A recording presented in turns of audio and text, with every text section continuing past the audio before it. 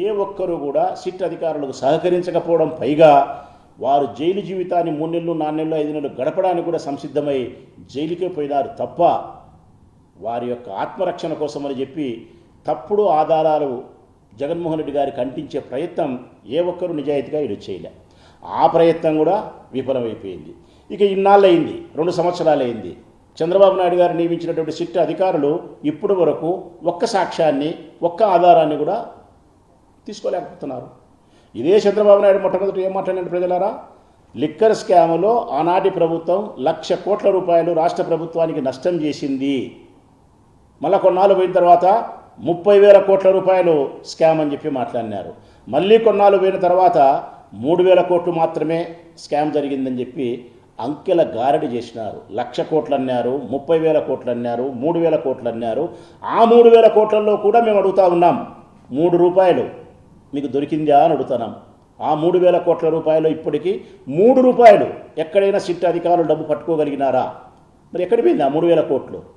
1,00,000 కోట్లు అన్నారు, 30,000 కోట్లు అన్నారు, 3,000 కోట్లు అన్నారు. 3 రూపాయలు కూడా మీరు సిట్ అధికారులు పట్టుకోనప్పుడు ఆ డబ్బు ఎక్కడికి పోయిందని చెప్పి మేము ప్రశ్నిస్తున్నాం. అంటే ఏ సాక్ష్యము, ఏ ఆధారము లేకపోయినప్పటికీ కూడా జగన్మోహన్ రెడ్డి గారిని ఏదో విధంగా ఈ కేసులు ఇరికించి జైలుకు పంపించి ఆయనను రాజకీయంగా పలసన చేయాలా, మీ కక్ష సాధింపు చర్యలో భాగంగా తప్పుడు కేసులు నమోదు చేయాలని చేసే ప్రయత్నంలో భాగంగా ప్రజలారా ఇప్పుడు మళ్ళీ సరికొత్త కోణం ఏంటంటే కనుక ఆయన పిఏ, జగన్మోహన్ రెడ్డి గారి యొక్క పిఏ కేఎన్ఆర్ అంటే ఆల్మోస్ట్ మా వైఎస్ఆర్ కాంగ్రెస్ పార్టీలో ఉండే ఒక జెడ్పీటీసీ స్థాయి దగ్గర నుంచి మినిస్టర్ వరకు అందరికీ తెలిసిన వాడు కేఎన్ఆర్. కారణం, జగన్మోహన్ రెడ్డి గారికి ఎప్పుడు కూడా ఆఫీస్లో 24 గంటలు ఉండేవాడు. మా అపాయింట్మెంట్స్ అన్ని జగన్మోహన్ రెడ్డి గారితో చూసేది కేఎన్ఆరే. కేఎన్ఆర్కి ఎంతవరకు సంబంధం ఉంది జగన్మోహన్ రెడ్డి గారికి మాకు అంటే గన మా అపాయింట్మెంట్ జగన్మోహన్ రెడ్డి గారితో కుదిర్చేంత వరకే. ఉదాహరణకు నేనే ఫోన్ చేస్తా కేఎన్ఆర్కు, నేను సార్ని రేపు కలవాలనుకుంటా నాకు ఏఎన్ఆర్ అంటే ఓకే అన్న, సార్తో మాట్లాడి మళ్ళీ మీకు ఇన్ఫర్మేషన్ ఇస్తా అని చెప్పి సార్ లీజర్ అవర్స్లో ఇంట్లో ఉండేటప్పుడు రాచమల్లి ప్రసాద్ రెడ్డి అన్న ఫోన్ చేసినాడు, సార్ మిమ్మల్ని కలవాలనుకుంటున్నాడు, రేపు అపాయింట్మెంట్ అడిగినాడంటే రేపు అపాయింట్మెంట్లు ఏముండే చూడు కేఎన్ఆర్ అని చూసి వీలుంటే కదా రేపు అపాయింట్మెంట్ ఏర్పాటు చేయడం, లేకపోతే మరుసటి రోజు మళ్ళీ కేఎన్ఆర్ నాకు ఫోన్ చేసి అన్న రేపు అడిగినారు, రేపు లేదు ఎల్లుండి అన్న. ఇది కేఎన్ఆర్ బాధ్యత. కేవలం వైఎస్ఆర్ కాంగ్రెస్ పార్టీకి సంబంధించిన ఎమ్మెల్యేలకు, మంత్రులకు, మున్సిపల్ చైర్మన్ ఈ స్థాయి కలిగిన మనుషులకు జగన్మోహన్ రెడ్డి గారితో అపాయింట్మెంట్ ఇప్పించే ఆఫీస్ కార్యక్రమం మాత్రమే కేఎన్ఆర్ సంబంధం. కానీ ఇప్పుడు సిట్ అధికారులు మళ్ళీ కేఎన్ఆర్ను నిన్న బుధవారం, బేస్తవారం 2-3 రోజులు పిలిచి విచారిస్తున్నారు. ఏమని, నీకు లిక్కర్ స్కామ్తో సంబంధం ఉంది, నువ్వు లిక్కర్ స్కామ్లో నువ్వు కూడా 100 కోట్ల రూపాయలు నువ్వు సంపాదించినావు అని చెప్పి కేఎన్ఆర్ అందులో ముద్దాయి చేసే ప్రయత్నం, లేకుంటే కేఎన్ఆర్ మీద ఒత్తిడి చేసి జగన్కు దాన్ని అంటగట్టే ప్రయత్నం చేసే ప్రయత్నంలో భాగంగా సిట్ అధికారులు ప్రశ్నిస్తూ ఉన్నారు. ఇది ఎక్కడి న్యాయం? ఇది అందరినీ అయిపోయినారు. హైదరాబాద్లో సునీల్ ఉంటే సునీల్ అత్యంత ఆప్తుడు ఎవరికి? జగన్మోహన్ రెడ్డి గారికి.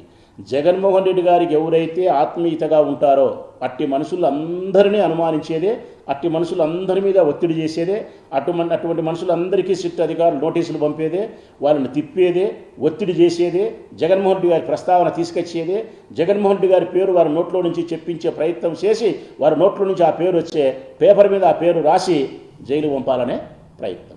ఏమంటే ఏ ఒక్కరు కూడా ఆయన పేరు చెప్పకపోవడం కానీ, ఆయనకు కేసులో సంబంధం ఉండే సాక్ష్యాధారాలు లేకపోవడం వల్ల 2 సంవత్సరాలైనా మీరు చేతులు పిసుకుంటానే ఉన్నారు తప్ప మీరు సాధించింది అయితే ఏమీ లేదు.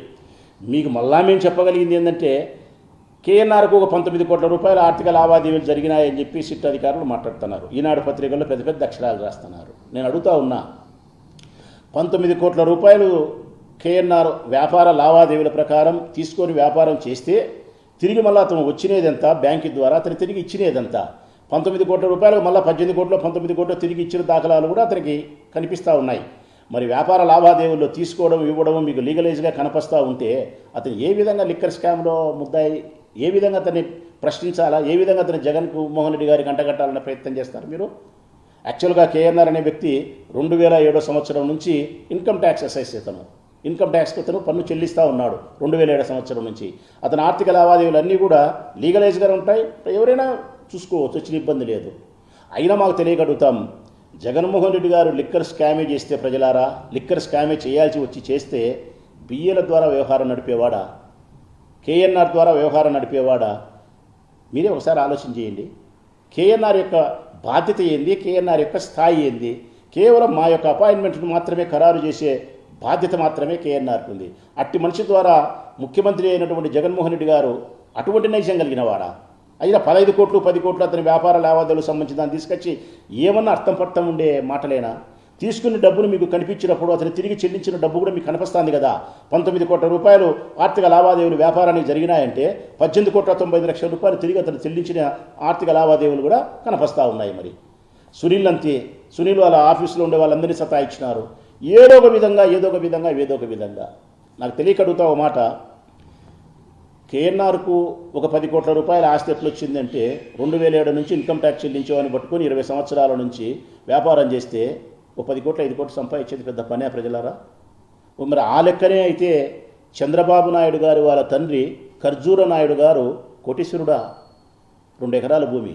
మరి వాళ్ళ నాయన ఖర్జూర నాయుడు కోటీశ్వరుడు కాకపోతే చంద్రబాబు నాయుడు నాకు 1,00,000 కోట్లు ఉందని ఏ విధంగా స్టేట్మెంట్ ఇవ్వగలిగినాడు? ఎట్లా వ్యాపారాలు చేయగలిగినాడు? మరి చంద్రబాబు నాయుడు తర్వాత వారి కుమారుడు లోకేష్ బాబు లక్షల కోట్లకు అధిపతి ఏ విధంగా కాగలిగినాడు? మరి వారి కుమారుడు దేవాన్స్ ఏ విధంగా కోట్లకు అధిపతి కాగలుగుతాడు? అంటే ఈ 30, 40, 50 సంవత్సరాల కిందట చంద్రబాబు నాయుడు 2 ఎకరాలకు అధిపతి అయినప్పటికీ ఇప్పుడు 1,00,000 కోట్లకు అధిపతి అయినా కానీ కేఎన్ఆరో, ఎల్లారెడ్డో, పుల్లారెడ్డో, సుబ్బయ్యో, రామయ్యో, రాచమల్లో మరొకడో ఎక్కడేసిన గొంగలుగా అక్కడే ఉండాల్సిందే తప్ప వాళ్ళు 2 కోట్లు 3 కోట్లు 4 కోట్లు 5 కోట్లు సంపాదిస్తే కూడా ఆ ధనానంతా తీసుకొచ్చి అక్రమంగా సంపాదించిన పేరుతో ఆ అక్రమంగా సంపాదించిన దాన్ని కూడా జగన్మోహన్ రెడ్డి గారికి లింకప్ చేసి ఆయన జైలుకు పంపాలనే ప్రయత్నం చేయడమే తప్ప మరొకటి కాదు. మరి ఆ లెక్కనే నిజమైతే కనుక మేము అడుగుతూ ఉన్నాం, రామోజీరావు ఫస్ట్ లైఫ్ ఎక్కడ? రామోజీరావు యొక్క ఫస్ట్ లైఫ్ ఎక్కడ? పచ్చళ్ళు కాదు ఆయన అమ్ముకునేది. గాజు సీసాలలో పచ్చళ్ళు పెట్టుకొని మామిడికాయ ఊరగాయ, చింతకాయ ఊరగాయ, నిమ్మకాయ ఊరగాయ అని చెప్పి దేశమంతా సైకిల్ దొక్కుకుంటా పచ్చళ్ళు అమ్ముకునే రామోజీరావు ఈ బుద్ధు 100,000 కోట్లకు అధిపతి ఏ విధంగా కాగలుగుతాడు అని పెద్ద పెద్ద సంస్థలకు ఏ విధంగా అధిపతి కాగలుగుతాడు? ఇంకా వాస్తవాన్ని చెప్పాలంటే ఈనాడు పత్రికే రామోజీరావు సంస్థనే. ఊర్లో వాళ్ళు కట్టిన లెక్కలన్నీ తీసుకొచ్చి దాంట్లో ఏమంటారు చిట్ ఫండ్లో కడితే చిట్ ఫండ్ దాన్ని కట్టిన లెక్కలు తీసుకొచ్చి నీ సొంత వ్యాపారాలు చేసుకొని డబ్బు సంపాదించుకున్నావు. ఒకవేళ నీ సొంత వ్యాపారాల్లో ఫెయిల్ అయిపోయింటే నీ చిట్ ఫండ్లో కట్టిన వాళ్ళ పరిస్థితి ఏంది? నువ్వు బోర్డు తిప్పేవనివే కదా.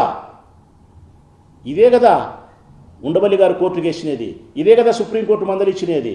రామోజీరావు మరణించిన తర్వాత కూడా కేసు మూసేసేదానికి కాదు, అది విచారించాల్సిందని చెప్పి సుప్రీంకోర్టే చెప్తాంది. అంటే రామోజీరావు పచ్చళ్ళు అమ్ముకునేవాడు మాత్రం 100,000 కోట్లకు 1,00,000 కోట్లకు అధిపతి కావచ్చు. అంతెందుకు లేబ్బా, మన బూత్ కిట్టే ఉన్నాడు, మన బూత్ కిట్టు ఏబిఎన్ రాధాకృష్ణ. ఆయన పరిస్థితి ఎక్కడబ్బా? నా తెలియక అడుగుతా. ఆయన సైకిల్ ఎక్కి కృష్ణాయిలు అమ్ముకునేటోడు కాదా? సైకిల్ ఎక్కి పేపర్ వేసినటోడు కాదా? ఈ బుద్ధ ఆయన ఆస్తిపాస్తులు ఎంత? ఈ బుద్ధు రాధాకృష్ణకు ఫిలిం నగర్లో ఉండే కొత్త బిల్డింగు ప్రజలారా చూస్తే మీరు ఆశ్చర్యపోతారు.